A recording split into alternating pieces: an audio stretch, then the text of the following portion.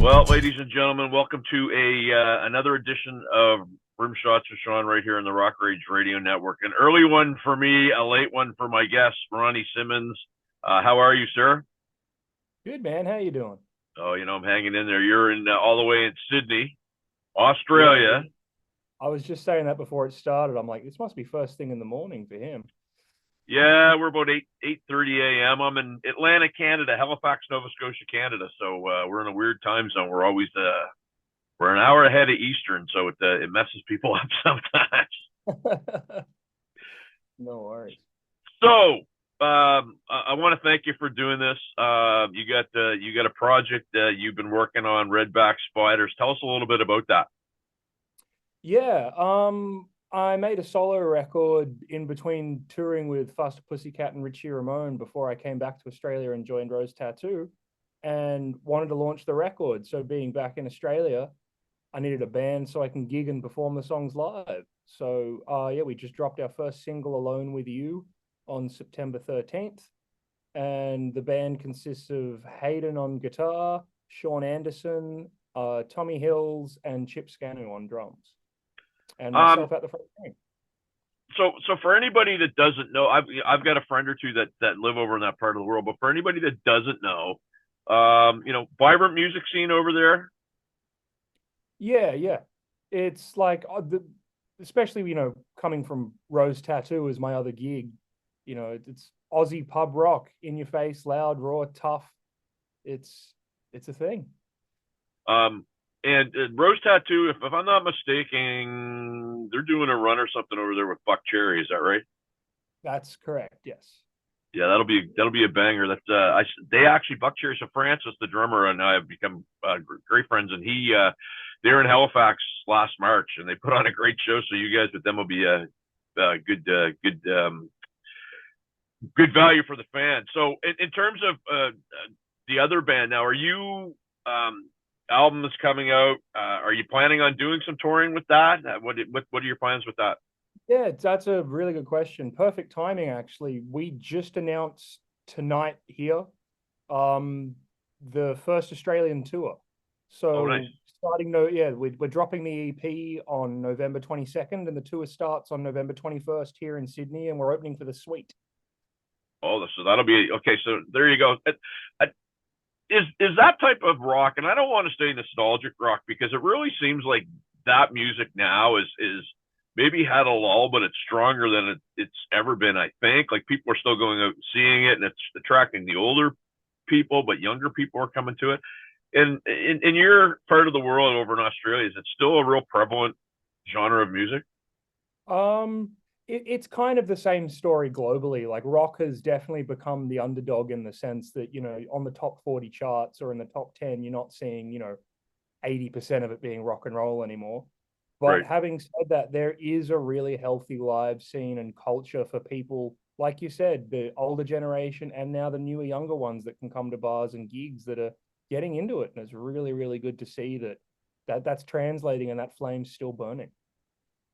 So in Canada, one of the challenges of playing live for bands is our geography, right? Like, I mean, we're the second largest country in the world, and there's a lot of distance between, major cities. And so it can become very time consuming. It can be very expensive. Touring Australia and doing that, I'm told it's similar in between in the same way. It's very, very similar. Like, the Australia is the same landmass as the US basically, except we've only got like five major cities. So it's very, very drawn out. So would you on the tour that you guys have coming up, would you be hitting just the five majors, or are you going to spread it out, maybe hit some little smaller spots? That's what we're looking into. This first run we're doing this year, we don't get to hit Adelaide or Perth or Tasmania. We're basically just doing the East Coast, and we're looking Yep. into doing those shows next year. But having said that, like I said, we're doing Thursday the 21st opening for the Suite, and then that Saturday we're doing Brisbane and Queensland. And hopefully, if the planets lined up, there might be another show added between on the way up, because otherwise that's a 13-hour drive with nothing in between. Well, and that's and people don't people don't realize they see it on a map and it doesn't look that far, but it's like that's a distance, right? I mean, that's to put it in perspective for my viewers, but yours as well. That's from where I live to Montreal. I mean, that's Yeah. nonstop is what it is. When you guys are doing this, in terms of in North America, I've talked to a lot of people. I had Michael Sweet from Striper on talking about the economics of touring, and I had a couple others. Super expensive to tour over there. Yeah, the price of gas everywhere is through the roof, man. Like I said, it's like to do that run and not hit anywhere in between, it'd be a shame. So if we can pick up a show like there's Newcastle and plenty of other cities that we could, smaller areas we could hit, but it'd be ideal than going all that way without a break. So talk to me about this new band, this album. What are listeners gonna hear? What should they expect to hear when they get to hear this new material? I think the best way to describe it is a mix between an Australian pub and CBGB's. It's like Haha. it's like there's definitely the AC/DC and Rose Tattoo Aussie rock influence in there, but we've also got a lot of Ramones and a lot of punk rock, which is kind of where I started. So there's even, some Rancid-esque ska tinges in there that you can hear. So the first single, Alone With You, that's out is pretty meat and potatoes rock and roll, a mix, but very Ramones, but also Aussie rockish. But the other songs it's pretty punk. It's pretty punk. So I'd love to get your kind of opinion on, that type of music. I mean, like AC/DC is generational, right? And Rose Tattoo has always been they've been a cult favorite. I mean, they're known in North America, but not, maybe not as famous or haven't had the success of some others. But that type of rock just really seems to be, heavily associated with Australia. Yeah. And when it's imitated by people that aren't from Australia, they never really seem to have the same success. What are your thoughts on that? That's a really good point. It's one of those things that we definitely have our own like Aussie rock, and it's a sound and an emotion and a feeling. But having a perfect example is like I know Kicks are very very influenced by it, Yep. and I always make the comparison. It's like very Americanized take on that, and I love it. I'm a big Kicks fan. But also then you got a band say like Crocus, which as Right. well, like the first time I heard Crocus, I'm like, oh man, this is dripping in Bon Scott. But in the same breath, I can't put my finger on why. Maybe I should do some more analyzing of it. But you can tell it's not from Australia. And the Aussie rock thing, it came from and comes from playing in the pubs where it's like so packed, and the guitars don't have a lot on them. They're pretty dry and punchy, and the vocals just kind of have to just wail or scream over the top to cut through. But Um, it's very what you see is what you get and raw. as a Canadian drummer, I'd love to put my 2 cents in, because what I think it is, I think in North America, there's this thing where when we're learning to play, I think that we initially everybody starts simple, and then they go, oh well, simple's not good, and so they try to do chops and they try to do more notes, and then when they go back to the simplicity of music, they don't realize that playing simple is actually a lot harder than what people think it is. And so I think they in their upbringing, musical upbringing, they missed that kind of spot where it's like, okay, well, you forgot simplicity, you're trying to go back to it and you've missed it. That's my humble 2 cents. That's a very astute observation. And funny you mentioned that, because the third single that's coming out with the EP in November 22nd is called You'd Think I'd Learn. And the lyrics are kind of based around that. Because, I've been playing with Richie Ramone since 2016. So being a big devotee of that style as well, which also gets, sometimes lumped in as being simple. It is Right. not easy to do an hour and 20 minutes of Ramone songs with like every single, it requires a lot of energy, focus, and stamina. And the lyrics to the song are, she said you can only play three chords, and I said I like everyone. Keeping it simple, it doesn't mean it's stupid, and complicated doesn't mean it's fun. You'd think I'd learn. And that's, and it's lyrically kind of based around that exact concept that sometimes less is more, and it can be hard to do that. Yeah, it's funny because if you hear like a good example for me has always been as a drummer, like the live version of Let There Be Rock. If you hear what's going on there, yeah, I defy anybody to say that's an easy song to play. Like Oh yeah, it's 100. athletic, it's And Phil groovy. Rudd is a Phil Rudd's a machine, man. Like Oh he my is God. like, like no Phil Rudd, as they say. Like it's Right. just, but in the same breath, it's to do that for an hour, hour and a half, flawlessly. Like, that's not easy to do, especially like you said, when you're a musician and you have that instinct to be like, oh, I got to show what I can do, or this will make it better. Because it's like sometimes just sitting on that simple A chord and just keeping it consistent and in the pocket that has a groove to it that people can move to, like to do that for a long time is hard.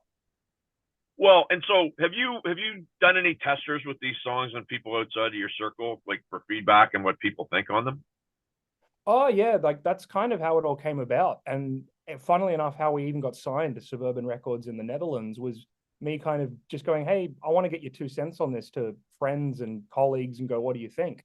And the reaction so far has been very positive. Like I'm finding a lot more people in North America are going, "Oh, Ramones," whereas a lot of Aussies are going, "Oh, Aussie rock."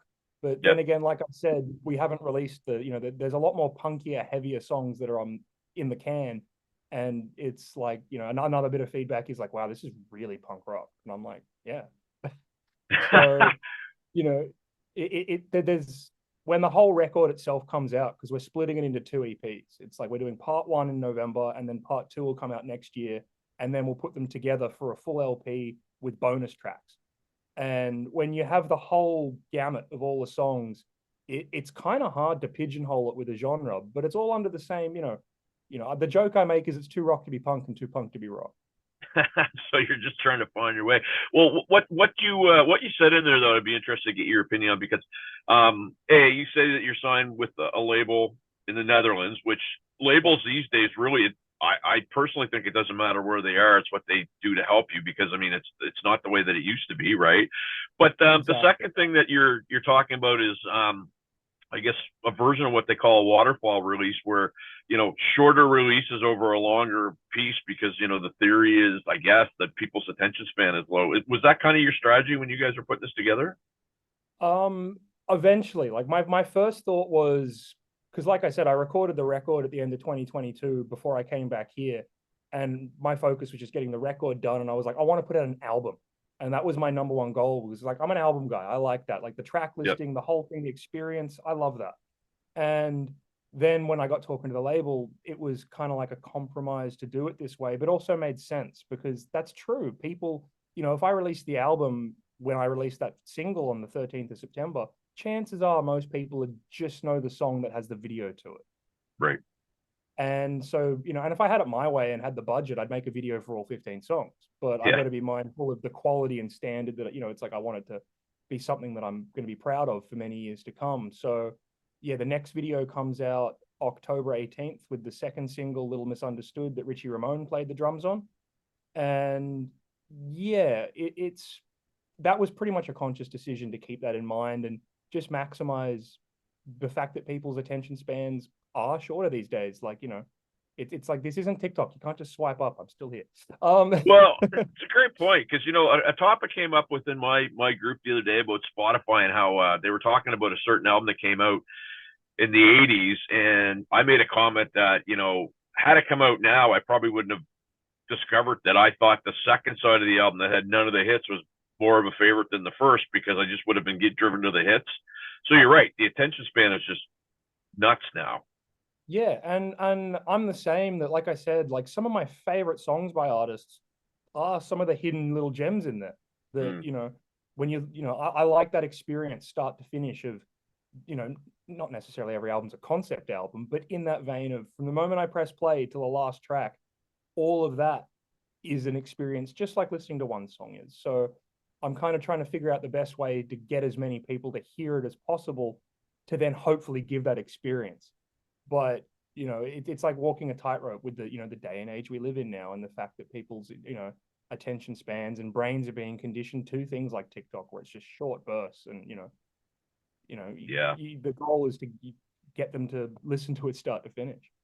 Well, and it's funny, if you go into stats, and I'm sure you do, it's like, the average, if you can get somebody past 30 seconds on any video, man, you're doing pretty good, because they just That's don't, exactly they, it. they don't beyond that, right? With this, would you, I want to ask this in a way that doesn't come across as offensive because it's not meant to be at all. But would this be considered a passion project for you, or is this going to be something that's going to be long term in between other things that you're doing, or eventually will it be your main gig? That's another good question. Right now, rose tattoo is my number one priority and my bread and butter. Yeah. But having said that, I wanted, there's very few bands I know that can tour 50, the whole year. So it's like, okay, I want to do this. And if I'm going to do something, I want to give it 100%, whilst knowing that I've made this commitment happily and proudly. So ideally down the track, I'd like to build it into something that is a bona fide full-time thing, but also being mindful and smart of the other, steps I have to take along the way. Well, Mr. Ronnie Simmons, I want to thank you for doing this, man. It was a little bit of a hookup to do, but last question: I guess where are the viewers going to find out about you, about this new project, about Rose Tattoo, everything that you have on the go? Awesome. Ronnie-Simmons.com, Ronnie Simmons and the Redback Spiders.com, rosetattoo.com.au, YouTube/Ronnie Simmons. My Instagram is Ronnie Simmons. And I have my Facebook page, Ronnie Tattoo Simmons, and a Facebook group. I think I've covered just about everything there. And you elicited one last question though, which I had it and I forgot to ask. Where's the name derived from? Oh, a redback spider. It's one of Australia's most venomous spiders, unique to here. It's kind of like a cousin of the black widow. Okay. But yeah, it's the only fatal bite. The last fatal spider bite in Australia was a redback, and that was in, I think, 1979. So it was the last spider in Australia to actually kill someone too. Wow. I'm going to tell you another little connection between Nova Scotia and Australia that just started happening. I mean, they've always been here, but now they're more prevalent than ever. We're getting great white sharks here at a crazy pace now. Wow. Crazy pace. Yeah, they're being videotaped like every other day, like 10 feet from shore and stuff like that. So, wow.